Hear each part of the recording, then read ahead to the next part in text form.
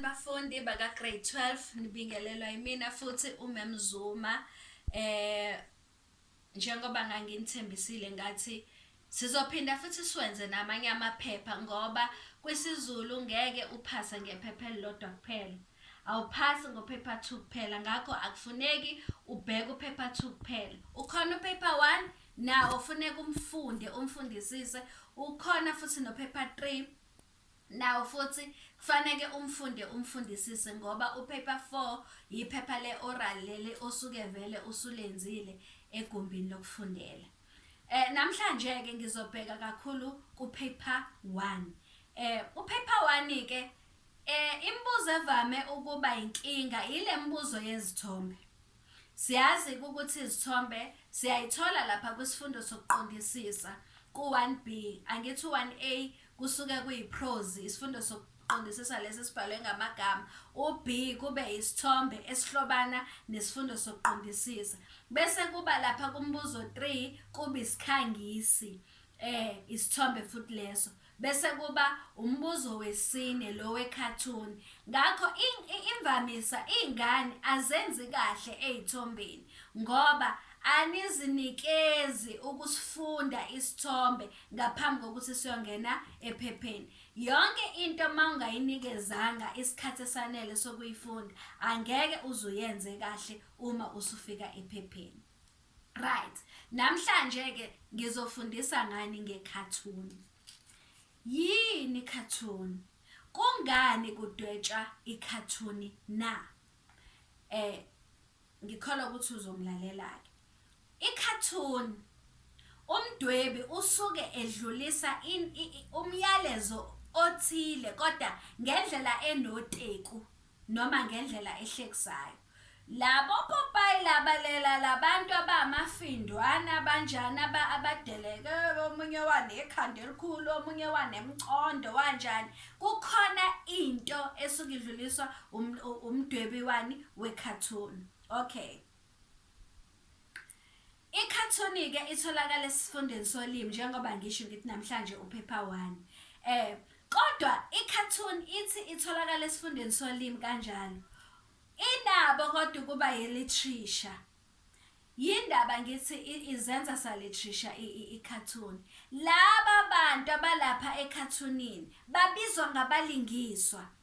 Uma kunomyalezo odluliswayo, kuba khona abalingiswa abadlulisa lowo myalezo. And kuba khona inkundla yokudlalela. Angithi siyazi ukuthi inkundla yokudlalela ilokho esikubiza ngesizinda ukuthi yenzeka kuphi. Nekhathuni-ke injalo, kudlulisa umyalezo, yenzeka endaweni ethize, kunabalingiswa abadlulisa lo myalezo. Yingakho ngithi ithi iwulimi kodwa ibe izenza ini? I-literature.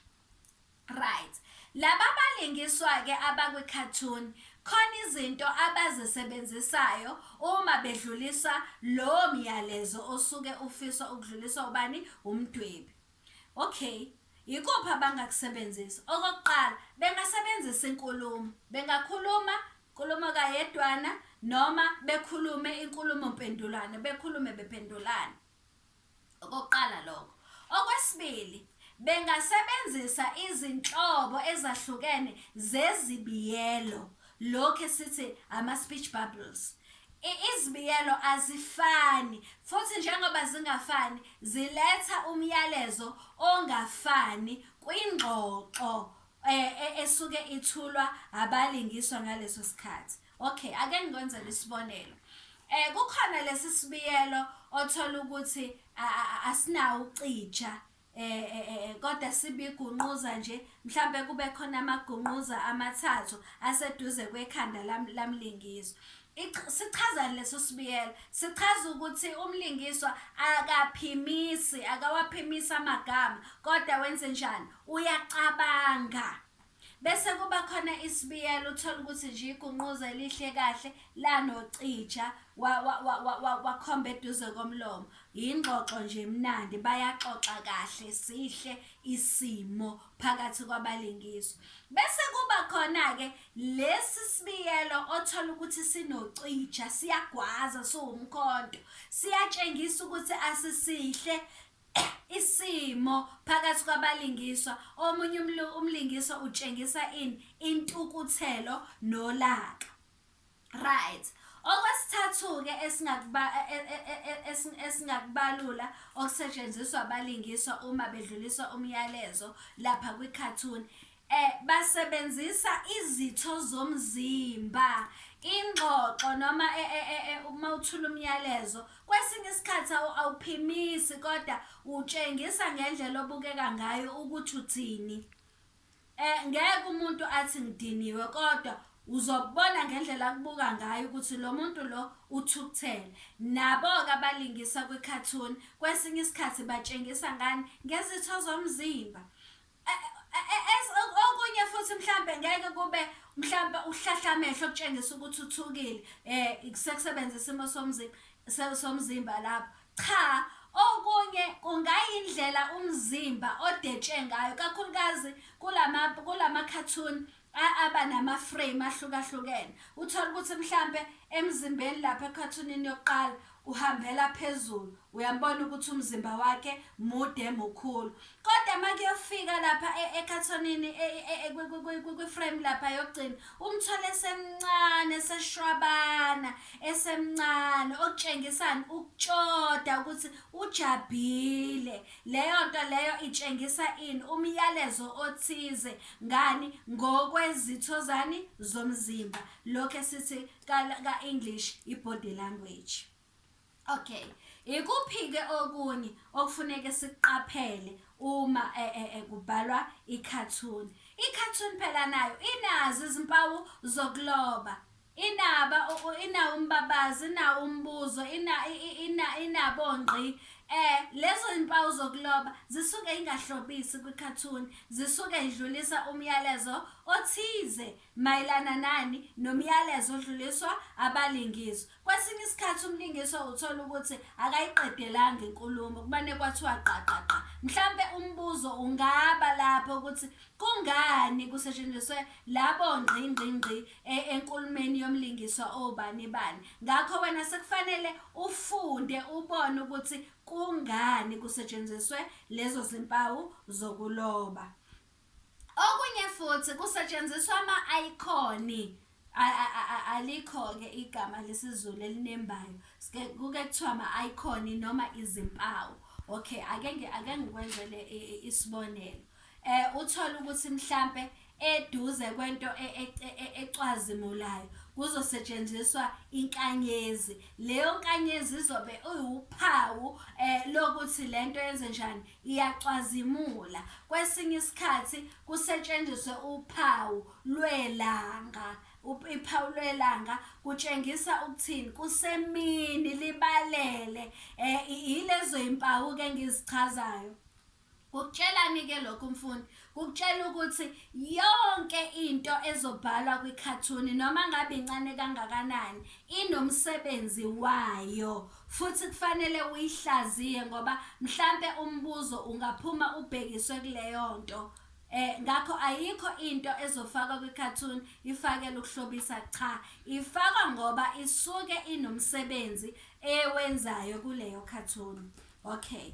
Okunye-ke futhi esingakubalula ngaphambi kwempawu zokuloba nezimpawu, yinto-ke okufuneke uyenze ngaphambi kokuthi uphendule umbuzo wekhathuni. Uma unikezwe ikhathuni, xoxa, khuluma wedwa njengohlanya e-exam room. Unganaki ukuthi omunye uzothini, kodwa-ke ungaphazamisi ezinye iy'ngane ngoba kusuke kubhala futhi umsindo awufundakali. Khuluma, uxoxe ukuthi ngibonani, ngibona lokhu. Angizange ngize ngiphathe ikhathuni, ngenze ngamabomu ngoba wonke lamakhathuni wabonayo nawe akaphuma awusophinde uphinde wabone. Kulokhu uzothola ikhathuni entsha ongakaze uyibone. Ngakho mina ngikuhlomisa ukuthi ube namasu okuphendula ikhathuni noma ngabe yintsha. Okay? Ingakho ngezanga ne-example noma isibonelo sekhathuni. Xoxa ukuthi ngibonani. Ngibona iqhude liklinya isikhukhukazi bahleli ekhishini. Mawuxoxa kanjalo kukhona isithombe sakhekayo emqondweni wakho. Leso sithombe obvious sesikunikeza i-clue yokuthi umyalezo wale cartoon uthini. Okay, lalela ke nakho futhi okubalekile kwi-cartoon. I-cartoon ayinawo umqondo owodwa. Inomqondo osobala ngalezi zinto ezibonayo noma umyalezo osobala, bese iba nomyalezo ocashile okufuneka ukuthi ubuke ngale kwalokho okubona kwenzeka kwi-cartoon ngaleso sikhathi. Ka-English bathi kukhona i-literal meaning bese kuba khona nani ne-figurative meaning. So i-figurative meaning angeke ukwazi ukuyithola ungazange ufunde udephe ubone ukuthi kahlehle ubeqondeni umnikazi we-cartoon uma enze nje. And futhi leyo figurative meaning isuke ihambelana ishadile kanje nomyalezo osuke udluliswa umdwebi wani we-cartoon. Okunye-ke okufuneka sikuqaphele nokubaluleke kakhulu, i-cartoon imayelana ne-critical language awareness, ukuthi ulimi lusebenza kanjani, shuthi indlela eyamukelekile yokusebenzisa ulimi. Ngakho i-cartoon isikhathi esiningi isuke inalezi inhlobo zolimi. Kungaba ulimi olugudliselayo, inkulumo egudliselayo, kungaba olugabisa amandla, kungaba inkoleloze, kungaba inkolelo engaguquki, kungaba olucwasayo, bese kuthi okubaluleke kunakho konke uteku, ukuthi yikuphi lokhu umdwebi waleyo cartoon ahlekisa ngakho. Ngalokho kuhlekisa udlulisa muphi umyalezo. Ngakho-ke mase sesiya lapha-ke kukuhlolwa, i-cartoon iba u-10 marks. Lo 10 marks noma amamaki ayishumi, siyazi njalo uma ngifundisa mntanami ngiyakuchazela ukuthi la mamaki ayishumi ahlukaniswe izigaba ezintathu. Ufomaki wokuqala, amamaki oqala amane sithi imibuzo elula, bese kuthi u4 wesibili imibuzo ephakathi nendawo, bese kuthi u2 marks wokugcina imibuzo ke leyo enzima. Ngakho ke ngisacela ungayizibi i-cartoon, zifundise yona ngoba esikhathini esiningi abavamile abafundi ukwenza kahle uma bephendula i-cartoon kwiphepha lethu lokuqala. Ngikufisela inhlanhla-ke uqhubeke nokusubscribe kuwona wonke ama-channel ethu aku-YouTube, curriculum, grade 12 intervention, isiZulu file, chat room. Usubscribe ngoba ngempela uzothola usizo. Futhi uma usubscribe kuhle, usubscribe mahhala, akudingeki imali. Futhi ma usubscribe-ile u-YouTube uyakwazi ukuthi ukuthumela ama-notification ma ukuthi kukhona isifundo esisha esifakiwe kuleyo channel. Ngikufisela inhlanhla, usale kahle.